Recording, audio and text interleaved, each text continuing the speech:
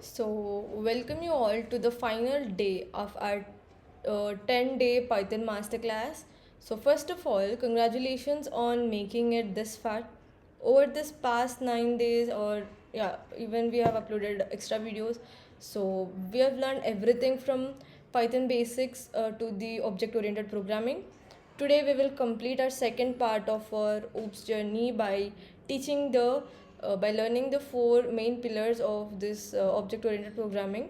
So these concepts are used in almost every large software application, and they are frequently asked in interviews also.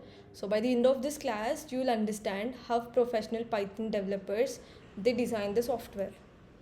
So, what are the four pillars of these OOPs? So, in the previous class, we learned how to create classes and objects. So, today we will build on that knowledge.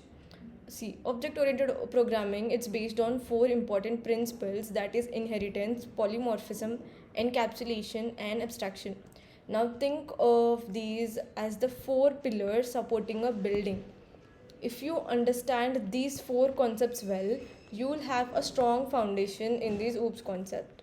Now, what is inheritance? Let's start with inheritance. The word inheritance means receiving something from someone else. So, in programming, inheritance allows one class to inherit the properties and the methods of another class. For example, imagine we have a vehicle class with the properties like brand and speed. So instead of writing the same code again, we can write a car class that inherits from the vehicle. Now the car class automatically gets all the features of the vehicle class. So this reduces the code duplication and it makes programs easier to maintain. Now, what are the types of inheritance? So the most common ones are single inheritance, multiple inheritance, multi-level inheritance, and hierarchical inheritance.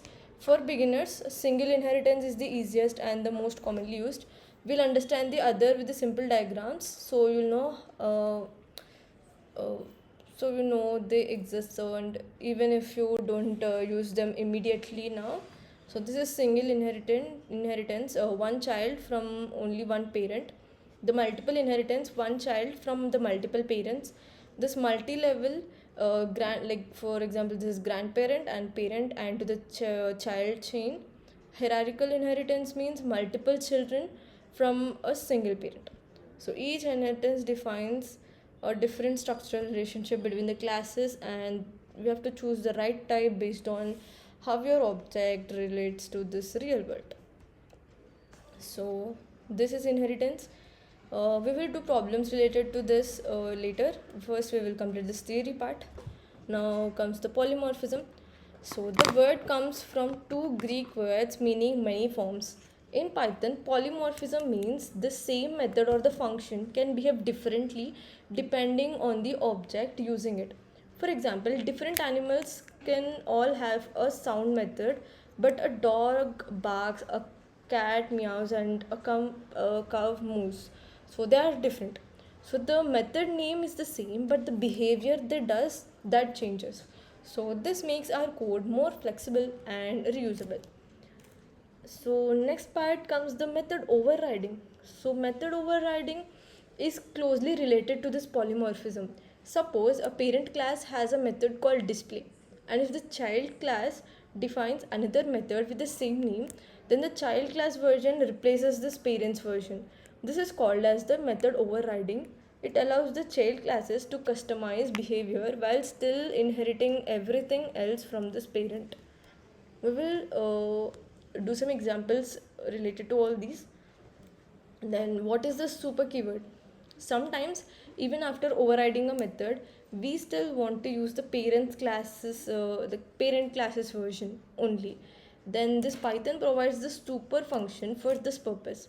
Using the super, a child class can call methods or the constructors from its parents class. This avoids rewriting the code and helps us reuse the existing functionality only. And now comes the encapsulation. So encapsulation means wrapping the data and the methods together inside a class and controlling how the data is accessed. Now think of an idiom. You can withdraw money using the buttons on the machine, but you cannot directly access the bank's internal database, right? So the data is protected and you interact with it only through some specific methods only. So encapsulation means keeping the data safe and prevents the accidental changes. Now, what is abstraction? The final pillar is abstraction. Abstraction means showing only the important details while hiding the complex implementation. Think about driving a car. You use the steering wheel, brake, and accelerator. You don't need to know how the engine works internally. So, primarily in programming, abstraction allows the users to interact with the simple interfaces while hiding the unnecessary complexity. So, this makes software easier to use and maintain. Now, what are the advantages of OOPS? Let's quickly summarize this OOPS. Why is it so powerful? Code reusability, flexibility through polymorphism, code reusability through this inheritance, data security through encapsulation, simplicity through this abstraction. So together, these principles make software more organized, scalable, and easier to maintain. So that's why OOPS is widely used in the real world software development. Now, we will move to VS Code and I will demonstrate single inheritance and other inheritance also, and method overriding, what is a super, and then basic encapsulation and simple abstraction examples.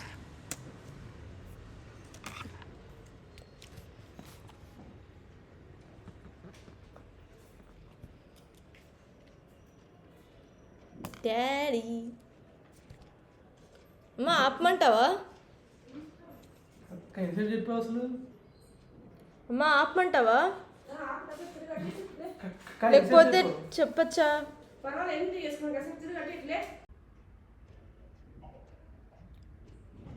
Now, since we have studied everything about this inheritance, encapsulation, polymorphism, abstraction, and method overriding, and also the super, we will do some questions related to all this.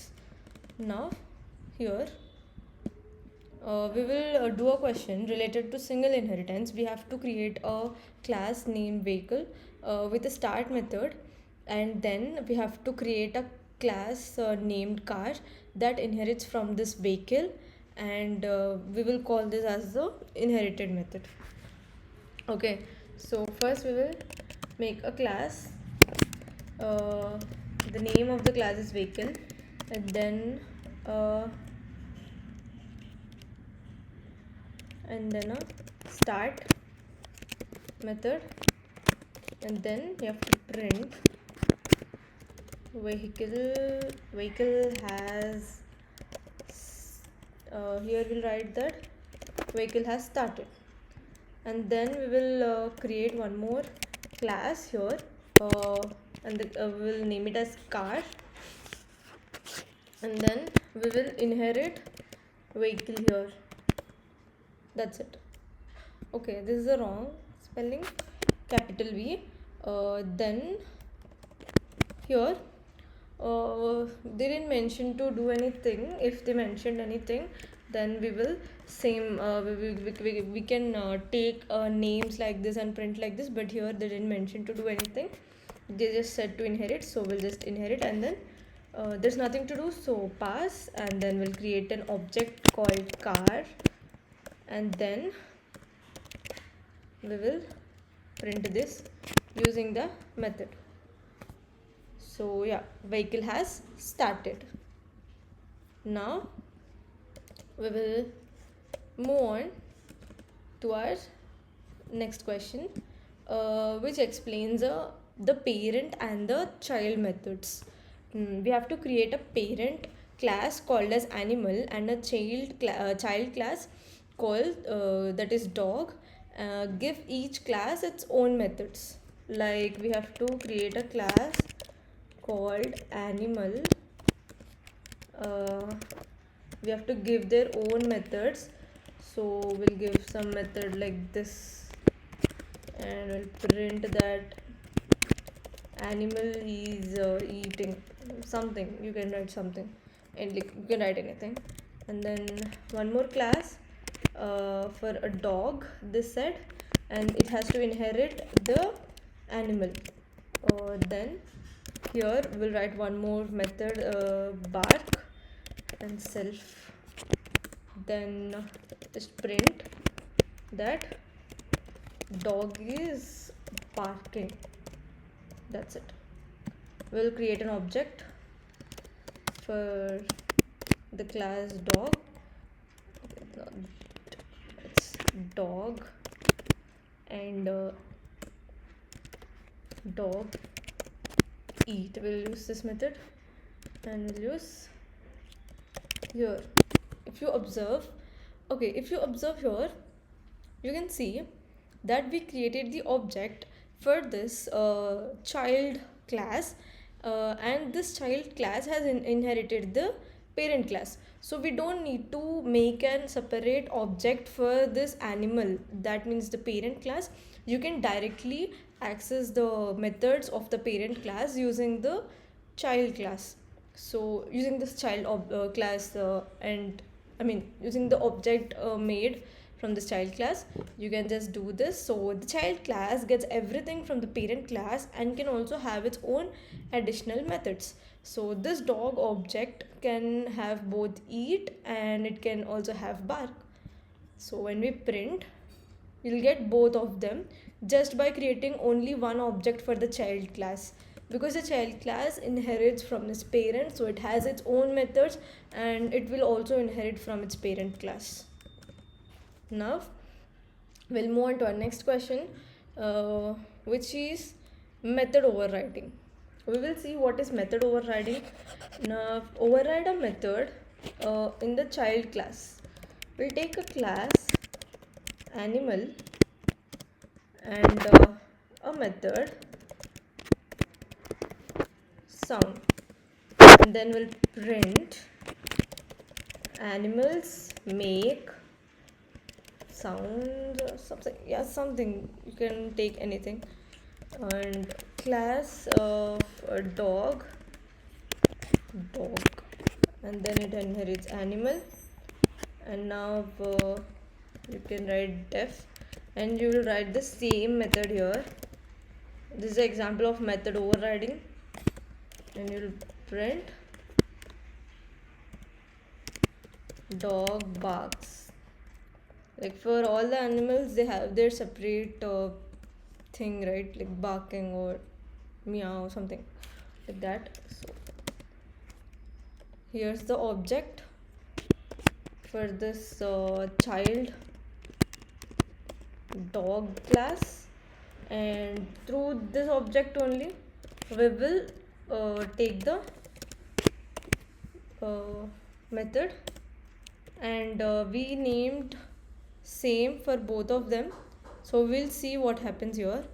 We will only get dog barks because this is an example of method overriding. Both have this method called sound, but since the child class has its own version, Python uses only this child's method. This is called as method overriding. Now we'll move on to our next question. We will use super here. We will call the parent class method using this super. Since in this method overriding, you cannot print the parent. You cannot print that parent method. You cannot show this information, right? So we will use this, and we'll see how it works, how it avoids the method overriding. Def sound and self, and then print animals make sounds, and then one more class, name it as dog, and it inherits from animal, and then you name same method here, and then use the super and dot and the method that we are using. We are using only one method, the same in the both parent and child. Now you say the dog barks, then create an object here, dog, and then we will print this method and see which information will be printed here. Now let's run the code. See, you'll see both of them. First you'll get the parent information, then you'll get the child information. So this is how the super works. It doesn't like it will take the parent information also, it doesn't ignore the parent information. So this is how it allows the child class to call the parent class before adding its own behavior. Now we will see about constructor inheritance. So use super to call the parent constructor. We'll see about the how to do this constructor inheritance. For example, we are taking a class that says person and a function which using this constructor self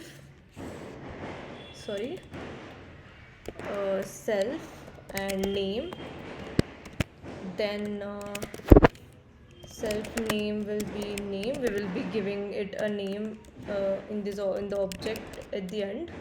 And then next will be student, which inherits this person. Then def, then this init and self name and role. Then super, and then use this init and a name. Then self, we will here write role. There we have taken name, here we'll take role. And then one more function we have to take that does the display work, that says print name and then give this self name. Then you can also print the roll number here. Just take this self roll and then create an object s for this child class, that is student, and give the data. I'm giving the name Tejasri and age, okay, not the age, roll number 66. Then display through this here. Yeah, first we'll run the code. See, you got your entire data. See the parent constructor, it here we have only roll number here, but how did we get the information from this? We inherited, and also we didn't use method, we used constructor here. But how could we get the information of the name also? We got the information because because of this super. Then the parent constructor initializes the name, while this child constructor, it initializes the roll number. But this super, then the dot in it avoids writing the same initialization code again. So that is what that is what constructor inheritance mean. Now we'll see a question related to encapsulation. See here, now just create a class with a private variable. Okay, so let's see how this example explains about encapsulation. We'll create a class that says bank account and constructor here, and then self and we will give balance and then self balance. Sorry. Here is the self balance here, and then self balance, that is balance, and then one more we'll say as show balance to print, which uses the self again, and then print balance the self balance, then account, bank account, we'll give some 5,000, and then account will show with this with this method. So here here this variable balance, it's a private because okay, wait, sorry, forgot to give double here. See, generally we write here self dot direct variable name, but here we have given it two underscores, like double underscore, because it's private, and it shouldn't be accessed directly from outside the class. So instead we use a method to display it. So this means the encapsulation. Here we have read about encapsulation, that see, encapsulation, data hiding, public and private members, controlled access, security benefit. Here this is a private variable, so that's why we cannot directly access from the outside of the class. So that's why we created a method to display it, and this shows an example of encapsulation. Now using this double underscore, that means that's a private variable. So in this way you can do any questions where you cannot access them directly from outside of the class. You can just use a method inside to display it. So that is encapsulation. You can do any problems related to that. And then comes to the abstraction. What is the abstraction? Here abstraction means hiding the complexity. Hide implement, here see here, hide the implementation details. Users don't need to know how something works internally.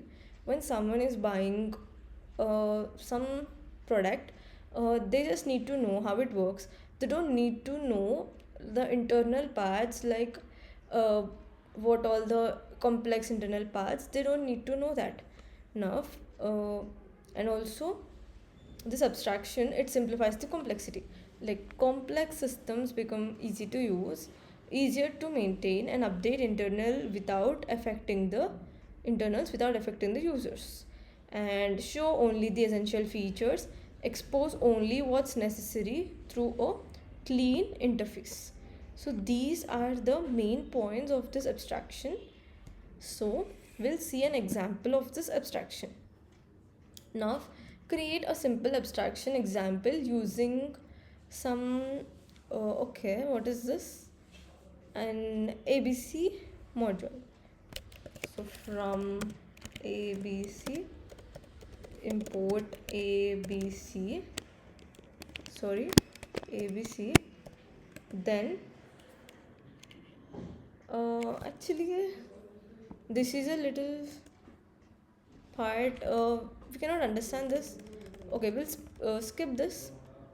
But yeah, abstraction is nothing but it just hides the complex it just hides the complexity and to the user, because it's easy to maintain and it's more efficient. Now we'll go to the next question, which describes about polymorphism. Create two classes with the same method name. So first we'll see what is polymorphism again. Here polymorphism means many forms, same method name but different implementation, same method but different behavior. Each class implements methods in their own way, and that it works with multiple object types. Like we will see this example here. For example, there's a class named dog, and there's a function that is sound, and this print that dog barks. And here one more class,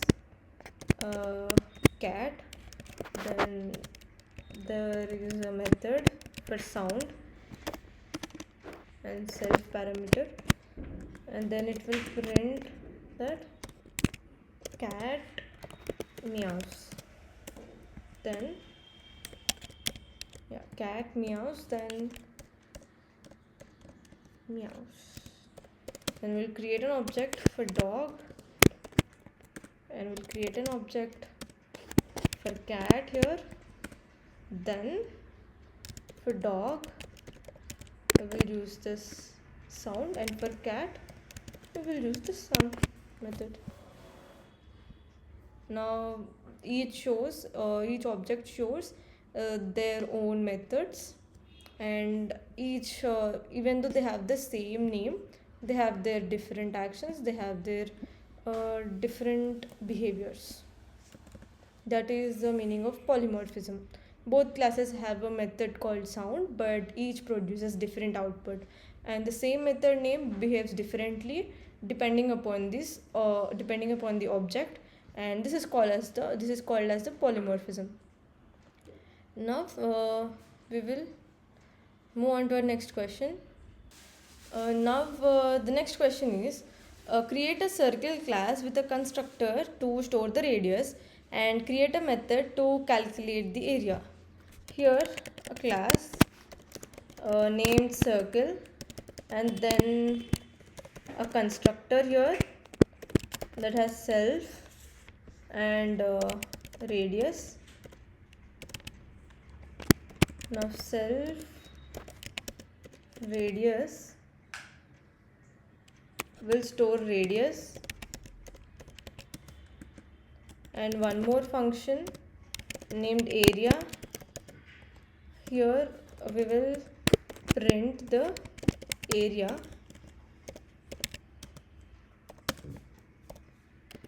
(1.34) the pi value, then into this self radius, sorry, here this is the error.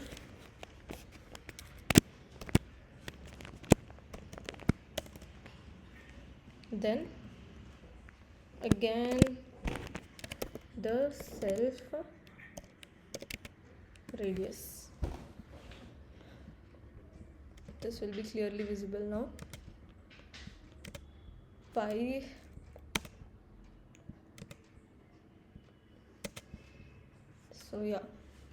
then you can simply create an object called C for this main class circle and pass a value to that, and then call it. That's it.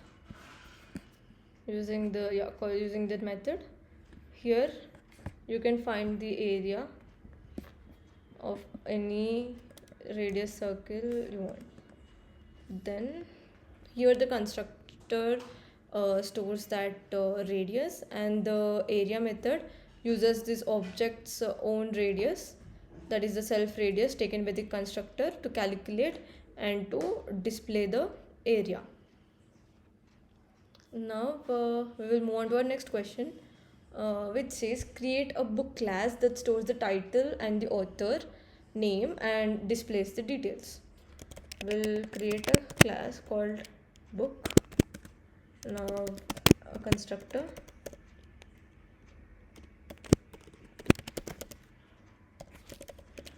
title and author, self-title, and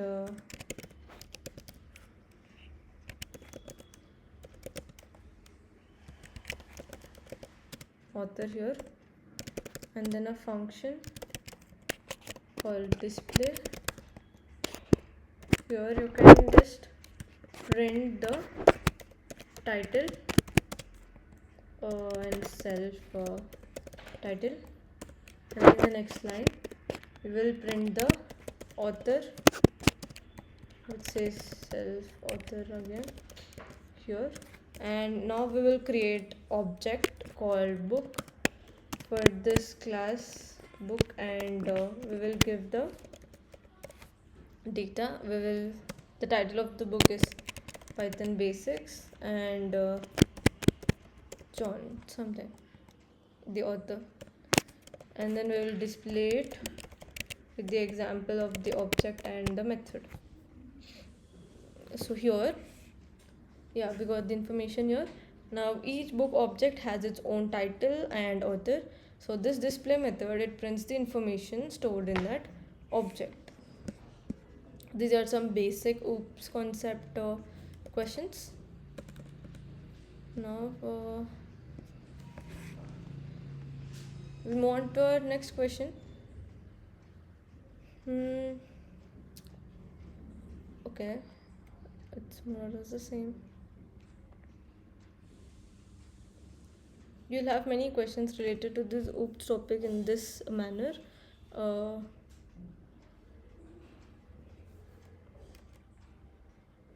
Okay, there's an example of inheritance. You will solve this. Create a person class and inherit it into a teacher class. You have to create a person class here with the method introduce self here, and then print that I am a person. Now class teacher will use here, and person we will inherit the person, the parent class, that is the person, and a def we'll use a method called teach, and then this says that I teach students Python. Then create an object T like this, and then you can just use this introduce, and also you will display this method also. Now we'll see the result. Yeah, you can see this result here. So yeah, all these questions are more or less the same. We can use a constructor with super. We'll do this question like we will use the super to call the parent constructor. An example of calling the parent constructor using super, we'll use a class person, and then a constructor here. It has self and also name. Then this has self name, that's the name. We will provide it while making the object. Then we will inherit from person. Then we will have our own constructor in this, which has self and name and subject. Now we'll use super, and this init, and then name. We have done similar example before, so it's the same one. Display, we will display our information here, that is our name and also our subject.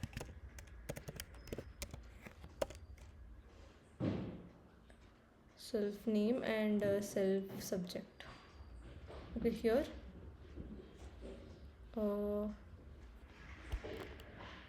we have to take our subject here. We're taking our subject in this constructor input. Then we'll create an object here, name is T, and teacher, that says Anita, and then physics, then T display. Now we'll clear the output. So here we can see we got our information. We created the object only for this child class, and we displayed our information. Here the super calls the parent constructor, so we don't need to here the super, it calls this parents constructor, so we don't need to rewrite this code that initializes the name. We have initialized our name here, and we have initialized our subject here, and we used these two and printed in this method called display. Because we have used super here, we don't need to rewrite this code that initializes the name, and only through one object we printed both the name and the subject.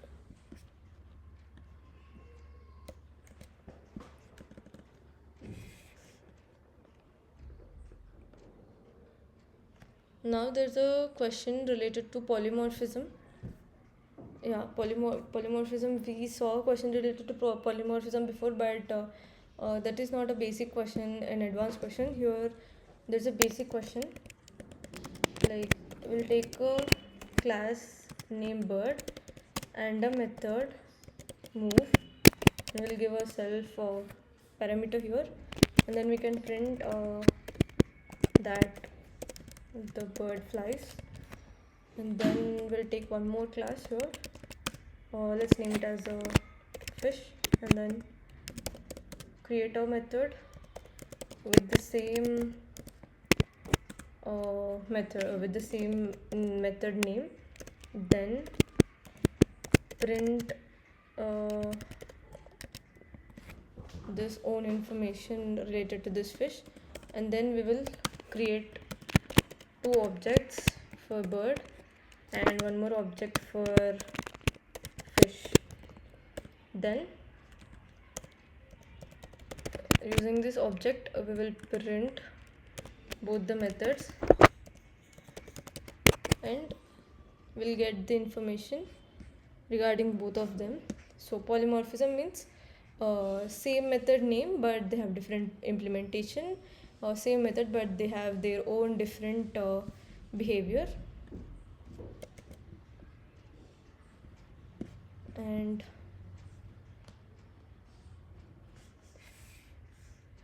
about encapsulation, we'll use private variables there. So yeah, like that. Yeah, we have done with these questions. These questions are enough for basic understanding of this OOPS concept about these four main pillars, that is abstraction, inheritance, polymorphism, and we understood about the super key and also encapsulation and about all of them. So now we will check what are these advantages of these OOPS, the final advantages. Okay, we have completed this, and This is the last mini project, student management system. And yeah, these are the common beginner mistakes that people do, is that they confuse between the class and the object, and wrong indentation, not creating these objects, and incorrect in its syntax, and forgetting the self. And these are the best practices. Use the meaningful class names. You can keep classes focused, and each class should have a, ఏంది my sound వినిపిస్తుందా దీంట్లో?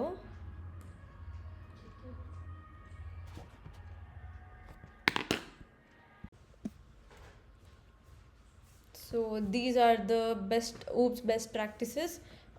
Use meaningful class names. Choose names that clearly describe the class purpose, like bank account. You can use bank account instead of just writing BA. And keep classes focused. Each class should have a single well-defined responsibility and a single responsibility principle only. Reuse code with inheritance. Use inheritance to avoid duplicating similar functionality across classes and avoid unnecessary duplication. Extract common logic into parent classes or utility methods. Write readable methods, like keep methods short and focused and easy to understand at a single glance. And document your code. Use doc strings to explain classes and methods purpose for further maintenance. But yeah, you just skip this part. But yeah, using meaningful class names and all these readable methods, these are necessary. These are the best oops practices. And interview questions on this oops are, you may get many interview questions like what is OOP, what are the four main pillars of this OOPs, and the difference between the class and the object, and what is inheritance, what is overriding and overloading.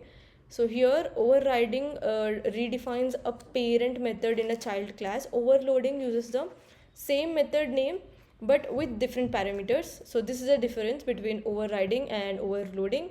Inheritance, it's a mechanism to create new classes based on the existing classes, promoting code reuse. And what is the difference between class and object? The class, it's a blueprint, and an object, it's an instance created from that blueprint. What are the four main pillars? Inheritance, encapsulation, polymorphism, and abstraction. And finally, what is OOPS? It's a programming paradigm that uses objects and the classes to structure code and model real world entities. Now, our Python Masterclass journey, this is all these things we learned throughout our Python Masterclass journey from day 1 to day 10. And in between, we have read some other things also, like the regular expressions and all. And you should practice many more problems related to each concept to become really more confident in Python programming. So what to learn next? So you can expand your Python skills, like after completing questions and after getting good understanding, you can choose a path based on your interests and career goals.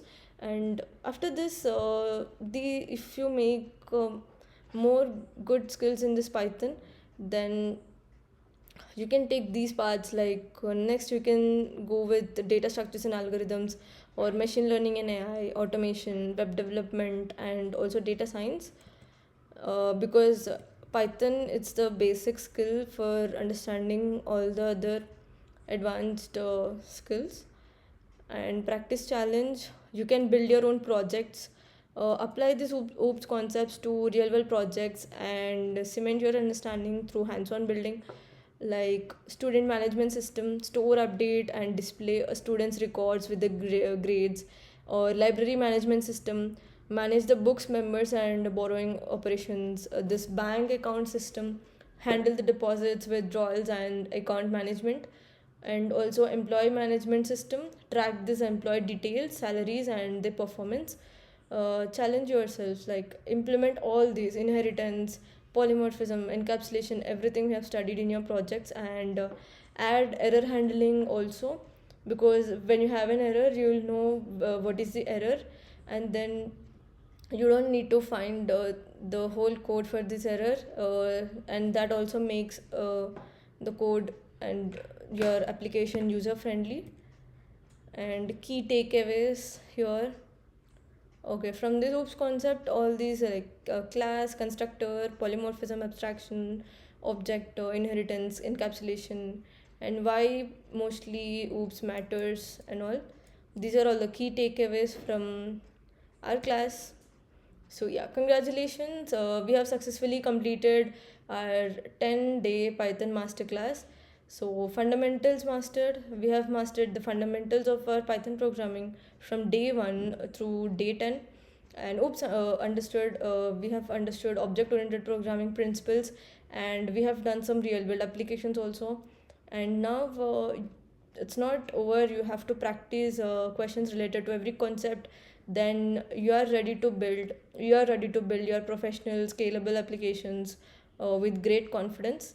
So next, you have to practice regularly with the coding challenges. You can use many web applications for improving your coding skills, like Lead Code, and you can build real world applications to strengthen your skills. And you can explore advanced topics and specialized domains. But yeah, Python is always the base for many of the domains these days. And yeah, you can collaborate with other developers also, joining communities. So yeah, now your programming journey has just begun. Now so this is just the basic. Keep learning, keep coding, and keep growing. So best of luck for all the people who have completed this 10-day journey with me. If you liked all the content, just like and share it with your friends who are interested in learning Python. And we will get many more content next. We will search and we'll get content which is helpful for beginners. So yeah, we will meet again. Thank you for learning from this channel. Happy coding.